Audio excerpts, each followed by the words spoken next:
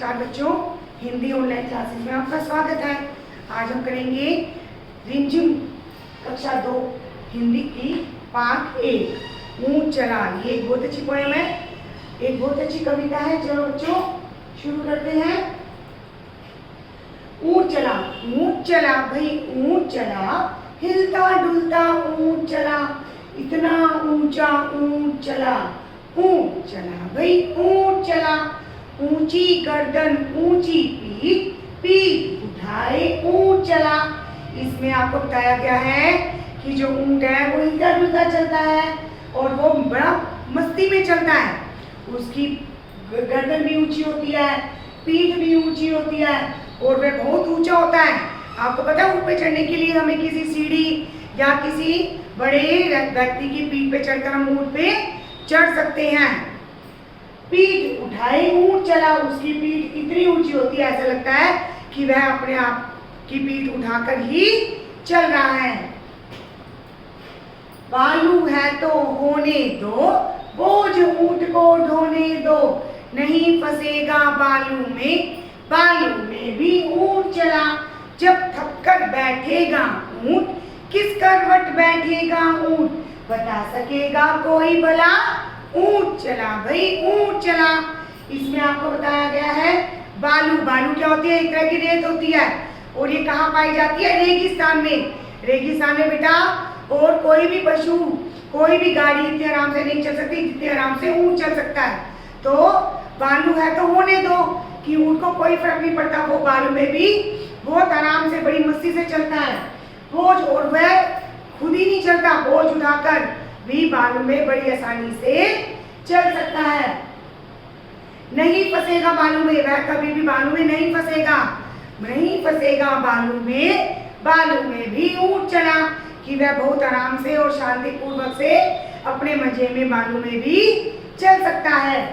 जब थक कर बैठेगा और चलकर जब बहुत दूर कई मील पार करके जब वह थक कर बैठेगा और किस करवट बैठेगा, ऊंट कोई बता सकता है वो किस करवट बैठेगा? बेटा ऊंट करवट ले ही नहीं सकता।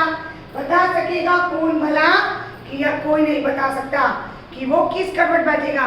ऊंट चला भाई ऊंट चला कि ऊंट चल पड़ा है, अपनी मस्ती में चल रहा है, हिलता डुलता चल रहा है और जो ऊंट है वो बहुत ऊंचा है।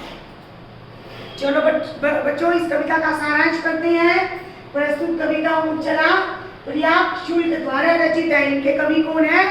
प्रियाग शुल्क। इस कविता में कवि ने ऊंट के क्रियाकलापों का वर्णन किया है कि वह कैसे चलता है, कैसा दिखाई देता है और उसके बारे में बताया गया है।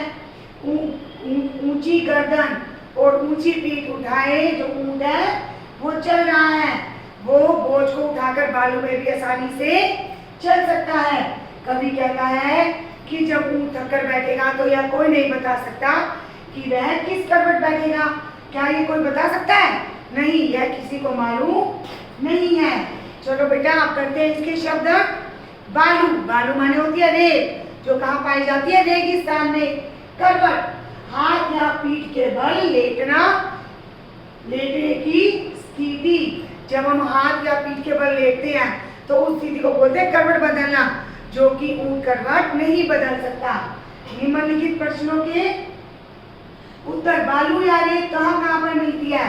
बालू या रेत नदी के तट पर, समुद्र के तट पर या फिर रेगिस्तान में मिलती है। कहाँ मिलती है? नदी के तट पर, समुद्र के तट पर या फिर रेगिस्तान में। चलो बेटा करते हैं अगला प्रश्न। ऊंट के नीचे से क्या क्या निकल सकता है? ऊंट के नीचे से छोटा सा कुत्ता, बिल्ली, कोई भी छोटा जानवर, खरगोश और चूहा इत्यादि जानवर ऊंट के नीचे से निकल सकते हैं। आइए अगले प्रश्न पे चलते हैं। किन किन चीजों की मदद से ऊंट पर चढ़ोगे? जैसे मैंने आपको बताया था कि ऊंट बहुत ऊंचा होता है, हम ऊंट पर नहीं चढ़ सकते, तो हमें ऊंट पे चढ़ने के लिए क्या लेना होता है? सीढ़ी की मदद या किसी व्यक्ति के कंधों पे चढ़कर उनके कंधों पे सवार होकर हम ऊंट की सवारी कर सकते हैं, ऊंट पर चढ़ सकते हैं। कुछ शब्द नीचे दिए गए हैं, इन्हें बोलकर देखो और इनसे मिलते जुलते शब्दों के जोड़े बनाओ। देखो सही खाने में ऊंट, देखो बेटा ऊंट के साथ क्या लिखेंगे आप? झूठ, सूट, बालू, आलू चालू, फंस धंस और हंस, चला भला और गला, जब तब और कब। तो हम इन्हें बोलते हैं लयात्मक शब्द। क्या बोलते हैं हम इन्हें? लयात्मक शब्द, जिनकी लय एक जैसी होती है, जैसे जब तब कब, च ला भ ला ग ला, फंस धंस हंस, बा लू आ लू, चा लू, ऊंट जूट और सूट। तो हम ये क्या बोलेंगे बेटा? लयात्मक शब्द। अब करते हैं हम अभ्यास। चलिए कुछ अभ्यास करते हैं। ऊंची गर्दन ऊंची पीठ, पीठ उठाए ऊंट चला। तो देखो बेटा, जैसे अपनी ऊंची गर्दन और ऊंची पीठ को ऊंट उठा के चलता है, बोझ लेके चलता है, सवारी लेके चलता है, तो ये क्या लेके चलते हैं? हाथी। हाथी क्या क्या उठाता है? लकड़ी उठाता है, सवारी उठाता है और सामान उठाता है। क्या क्या उठाता है? लकड़ी, सवारी और सामान। टीचर जी क्या उठा के चलती है? बैग उठा के चलती है, किताब उठा के चलती है और अपनी कॉपियां उठा के चलती है। पिताजी क्या उठाते हैं? जैसे आपको स्कूल छोड़ने जाते हैं या खुद के दफ्तर जाते हैं, अपना लैपटॉप का बैग उठाते हैं, तुम्हारा बैग उठा के चलते हैं और तुम्हें उठाते हैं मुझे और सामान। जब पिताजी बाजार से सामान लाते हैं तो वो सामान उठा के चलते हैं। शेर शिकार को उठाता है, शावक को उठाता है या फिर अपने बच्चे को उठा के चलता है। अब दादाजी क्या उठाते हैं?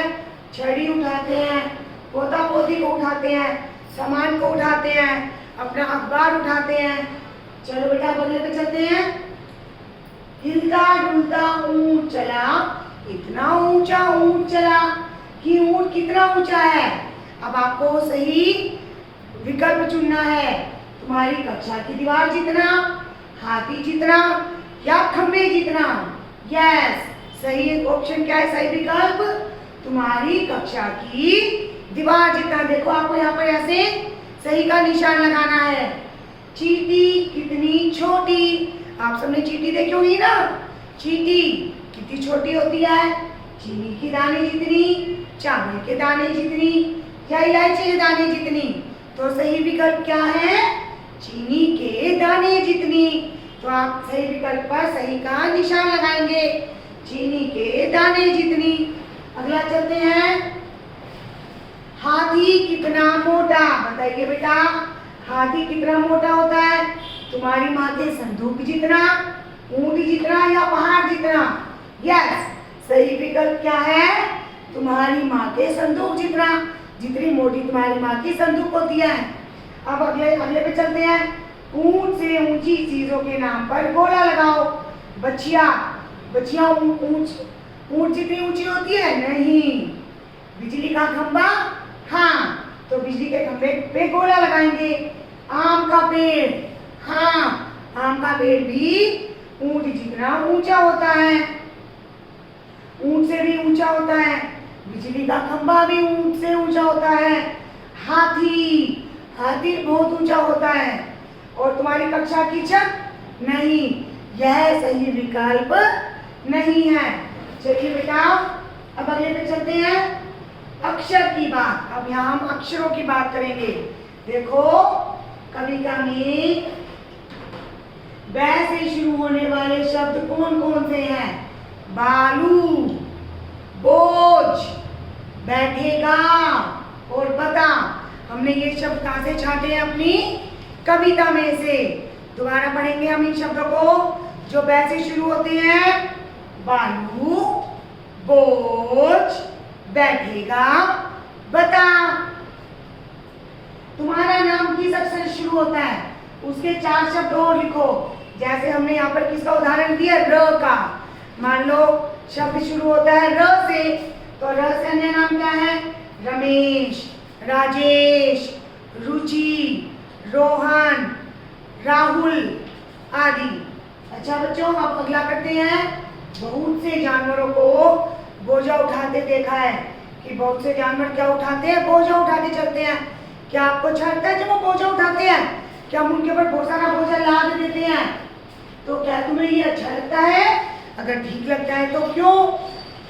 जानवरों को बोझा उठाते हुए देखते हैं, जैसे गधा बोझा उठाता है, ऊंट बोझा उठाते हैं, हाथी बोझा उठाता है। तो जब हम उन्हें बोझा उठाए देखते हैं तो हमें बहुत तकलीफ होती है, और यह ज्यादा बोझा उठाने से उन्हें कष्ट भी होता होगा। अगर हम बहुत सारा बोझा उठाते हैं, हमारे कंधों में दर्द होने लग जाता है, तो उन्हें भी बहुत कष्ट होता होगा। और उन्हें यह जो ऐसा करते हैं तो यह बिल्कुल भी उचित नहीं है। तो बोझा उठाने का काम अन्य साधनों से आसानी से हो सकता है, जैसे मालगाड़ी से, किसी भी घोड़ा गाड़ी से।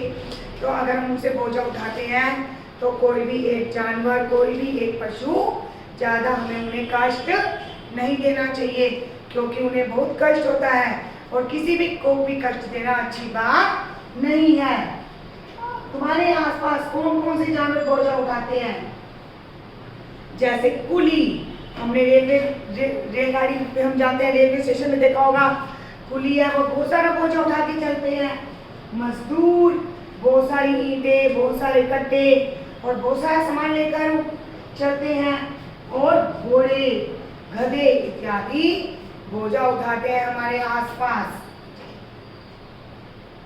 तो बच्चों, अब हमने यह कविता करी है, आप इस कविता को कंठस्थ याद करिए और यह अभ्यास अच्छी तरह दोहराओ, और इस वीडियो की सहायता से अपने प्रश्न उत्तर और अभ्यास को अपनी कॉपी और किताब में पूरा करिए। अब मिलते हैं अगली कक्षा में।